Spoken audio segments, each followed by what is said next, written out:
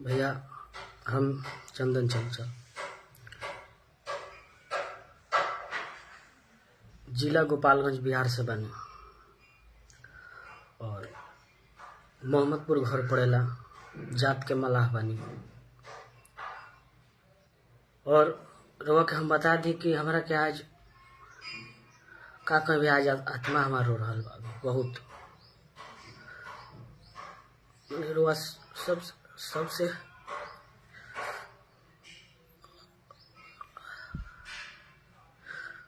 हम बयान ना कर सकते।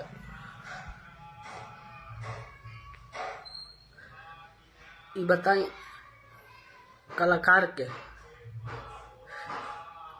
इतना सतावल जाए,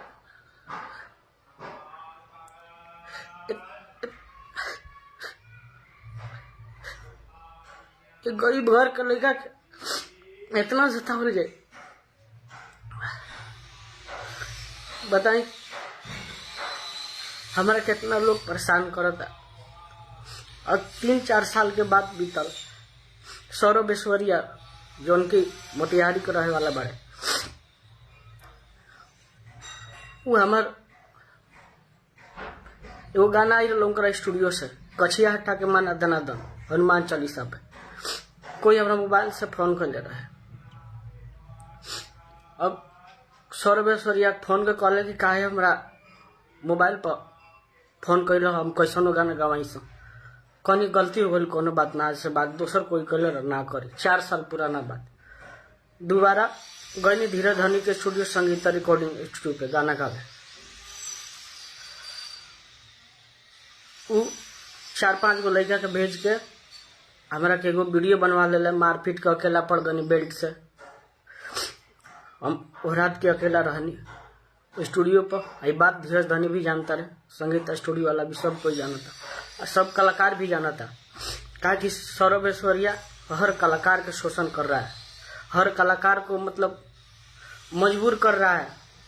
और वो वीडियो बना के ओकरा के हर ग्रुप में शेयर कर ले बड़े, शेयर करता रहे कि इज्जत प्रतिष्ठा इनकर ले जाए।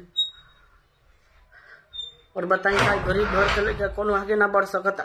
इतना अत्याचार करब तार भाई कुछ ना बिगड़े नहीं ना कुछ भाई।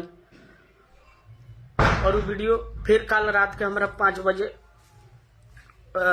भोरे 4 बजे के 2 बजे करीब में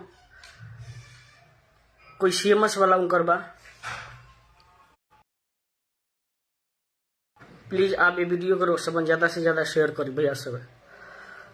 कार वो सब नहीं चाहता नहीं कि हम गाइल छोड़ दिए। अगर वो यह सब बात तो बोली आज से छोड़ देता नहीं। आज हमारा के 4 साल से टॉर्चर कर जाता। वो वीडियो लेके हर कलाकार के देखा के डरवावत रहे। वो सौरभ ऐश्वर्या जकर नाम SS फिल्म वाला। और वो बात हम जकनपुर थाना पटना में भी बात पर कैले रही। फिर उनकरा के सब बात हम बोलनी कि हमारा संग ऐसा करता रहे। तब भी आदमी कहल कि चलो। फिर भी हमारा के टच। फिर रात के 2 बजे कुणाल सेठ कोई उनकर CMS वाला बा, वो हमारा के 2 बजे फोन कैले रात के। हम कहीं रात के फोन नहीं किया जाता है कहीं भी। और नंबर हमारा तो पता ना 98 वाला पता ना के चलावेला। हमारे एगो नंबर चलेला 8789510105 जौन की व्हाट्सएप चलेला। अब वो वीडियो बना के हर कोई से ग्रुप में डलवावता रहे, सब कोनो से भेजवावता रहे। और उनकर सबूत सब भी बार बार फेसबुक पर गाली गलौज माई बहन के करत रहे। अब बताई कि गलती का बाजे जे मने एगो साहनी कास्ट के बानी, हम छोट जात बानी तो इतना सतैब, इतना परेशान करब यार। 10 गो नाम हो गई, हर जगह गाना आदमी देता बेचता नहीं, उनसे घर द्वार अपन चलता, घर के अकेले आदमी बा। अब बताई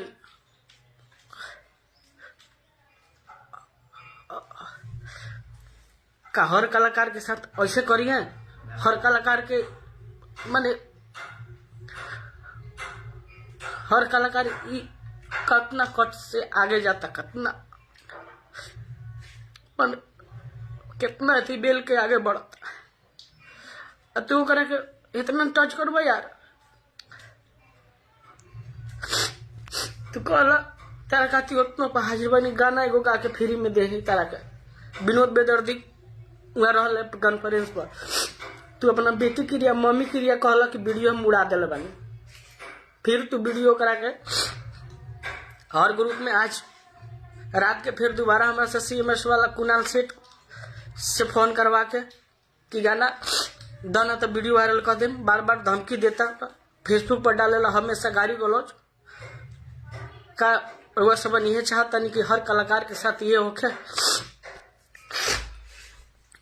अगर वह चाहता नहीं तो बोलिए आज के बाद से हम गाँव नहीं बजना, आज से हम छोड़ रहा बनी रुआ सब मन के चलते। जब ऐसा बात लोग के इतना गायक के इतना कष्ट करी हम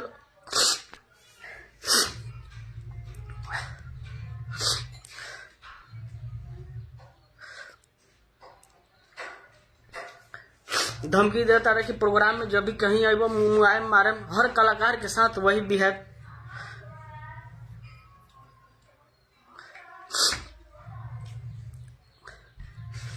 अभी बताइए हम का कोई कसूर उनकर कैले बानी, का बिगड़ ले बानी जे हमारा के मतलब इतना दिन से टॉर्चर, अभी भी टॉर्चर करता रहे बार बार।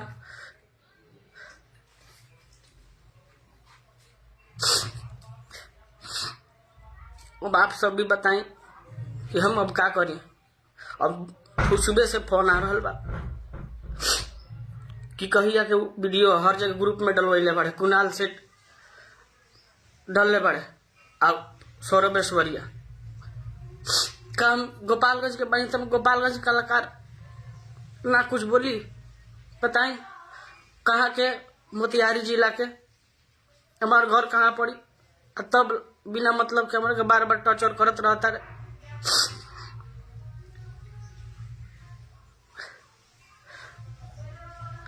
माँ बहन के हमेशा फेसबुक को उल्टा सीधा डालत रहे, जो कर आदमी आज तक हम ना उनकर बारे में उल्टा सीधा बोलनी।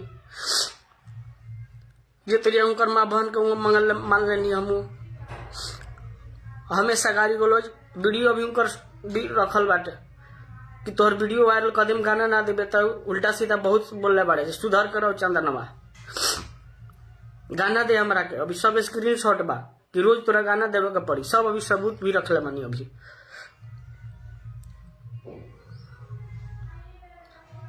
बताएं सौरभ ऐश्वर्या जौन की हमारा साथ इतना बड़का 4 साल से ही हमरा के टॉर्चर कर रहा बाड़े। अब अति अला पर हम आप सबके बीच बात रखनी है। पछता का है कि को आदमी हमरा के सुबह से भेज दिलस। बताई रउआ सब बताई, रउआ सब रउआ चाहता नहीं कि ना करी ना गाई, या हर कलाकार के साथ ऐसे होखी सतावल जाई। हमारा के तो मैंने का कहीं आज 4 साल से, माने 4 साल हो गई। 4 साल से आदमी सहता, सब कुछ करता, तब भी आदमी हम हर तरह से हम कहीं कि सॉल्व हो जाए बात। मगर आज मजबूरन हमारा लगे वीडियो भेजवैले बड़े कुणाल सेठ CMS वाला कोई है उनकरा से, उनकर जे कि SS फिल्म मोतिहारी वाला चला सौरभ ऐश्वर्या जौन की मोतिहारी के हुए।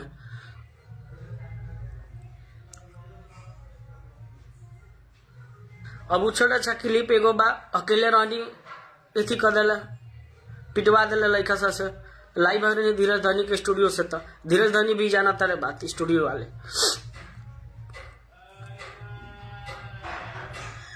तो समझ अब बताइए का करी हम सुसाइड करे पर मजबूर अब बानी। अब आगे रउआ लोग के हाथ।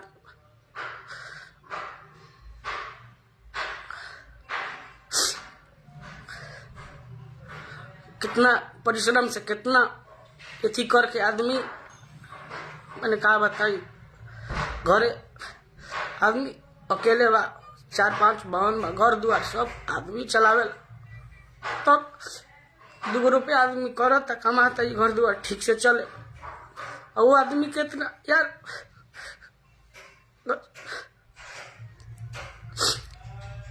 जो यार नहीं चाहते यार उसको इतना टर्चर करोगे यार।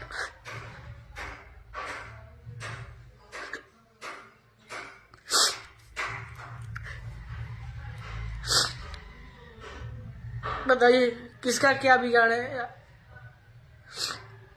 और सौरभ ऐश्वर्या बार बार मेरे को 4 साल हो गया उस वीडियो का, हवाई अड्डा का वो वीडियो था।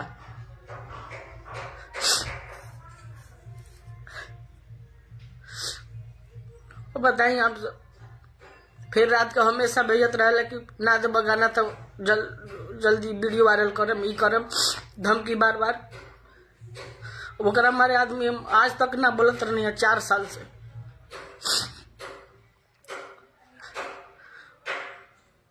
बताइए बहुत मयूर रन के हम आइल बानी अभी आप सबके बीच, एगो सबन से अब हमार अति हो चुकल बाटे, सुसाइड करने पर मजबूर अब बानी। अब आगे बहुत अति कर दिले।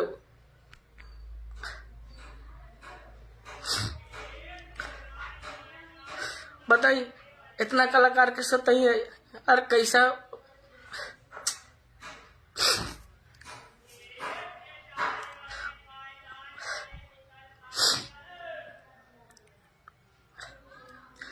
और बार बार सौरभ ऐश्वर्या स्टेटस में लिखते रहते हैं कि हमेशा माँ बहन का गाली, चंदन चंचल का पिटाई, वीडियो वायरल करेंगे तो ये करेंगे।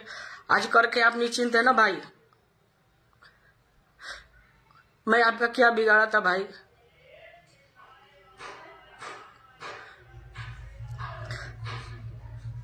अगर इस वायरल में करके आप इतना खुश हैं भाई, खुश आप रहिए भाई, मगर मेरी भावनाओं के साथ बहुत बड़ा आज 4 साल से करते आ रहे हैं, तभी भी आदमी आपको नहीं बोला। और आदमी कैसे आगे बढ़ रहा बा, जैसे जैसे आगे आदमी बढ़ता उतना और बार बार टचर करता काहे कि छोट जात के बा, कुछ ना करी, सहनी कास्ट के बा, मलाह कास्ट के बा, बार बार ऐसे बोलते रहते। अब बताइए मलाह कास्ट के आदमी गा ना सकता,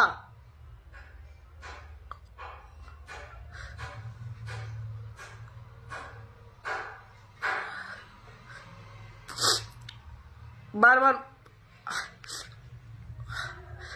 हमारे जाति को लेके यार बोलते रहते, गाली देते रहते हैं। सौरभ ऐश्वर्या जिनका नाम है, और बार गाली को लोग, मेरा वीडियो बनाए 4 साल पहले पुराना का सर वीडियो, हर आदमी के पास रात को उनका जो CMS SS फिल्म मोतिहारी जो चलाते हैं कुणाल सेठ, वो मेरे को भेजे, धमकी दिए कि कुणाल सेठ मेरे को गाना दीजिए नहीं तो इस वीडियो को वायरल करेंगे। और भी स्क्रीनशॉट भी है सब। मेरे को सुबह भी फोन आया था, मेरे भैया सब बताए, मैं क्या करूं आप लोग बताइए। इतना कलाकार को किया जाता है, इतना कष्ट सताओ यार। हर कंपनी में पूछिए, हर कंपनी में गान आदमी देता है इसी की अपना घर द्वार चले, और वो कहता है कि हमेशा गाइए फ्री में, धमकी देता गाना नहीं दे वीडियो वायरल करेंगे। आज 4 साल पुराना का वो वीडियो है। अब सब लोग मेरे को ग्रुप में बना के सौरभ ऐश्वर्या और कुणाल सेठ ने डाला, जो कि CMS वाले कोई है वो, बताइए।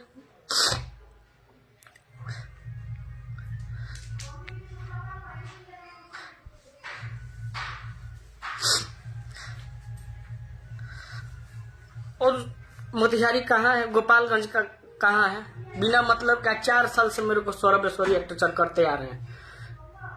अभी भी बोलते हैं कि प्रोग्राम में कभी भी मोतिहारी आओगे तुमको जान से मार देंगे, मारने की धमकी भी देते हैं मेरे को। बताइए, प्रोग्राम न करे, घर द्वार अपना गाय कैसे?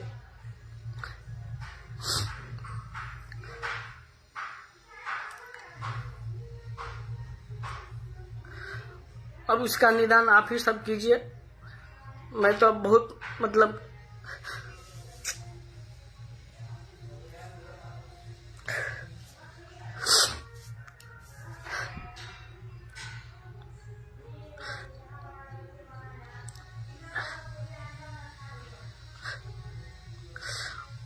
अब इसका निदान आप ही कीजिए। बताइए कितना सताया जा रहा है हमको आज 4 साल से सौरभ ऐश्वर्या के थ्रू।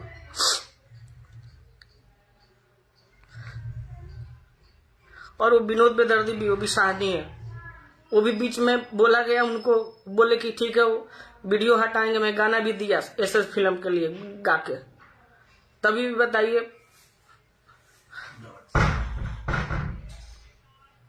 एक तो विनोद बेदर्दी भी लाइन पे थे, सौरभ ऐश्वर्या क्रिया खा के बोले कि हम उड़ा दिए।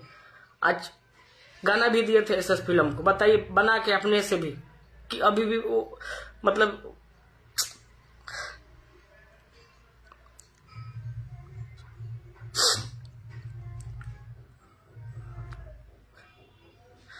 तो मैं तो बार बार आपको बताऊं कि अपने मेरे साथ इन्हें 4 साल से इतना कर रहे थे। अभी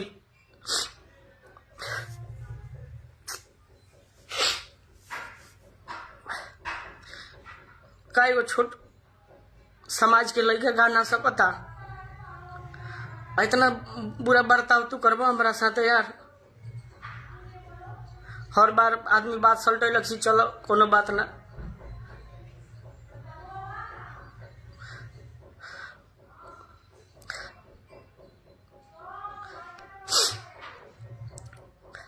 और हमको 4 साल से आज सौरभ ऐश्वर्या के थ्रू सताया जा रहा है। 4 साल से वीडियो रखे हुए मेल पे, हर आदमी को भेज रहे हैं। आज अब 5 आदमी मेरे को अभी भेजा हुआ है, वो है कुणाल सेठ जो CMS वाले हैं।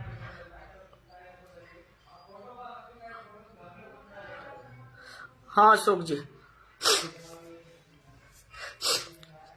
मैं बहुत मजबूर हूँ। मेरा आत्मा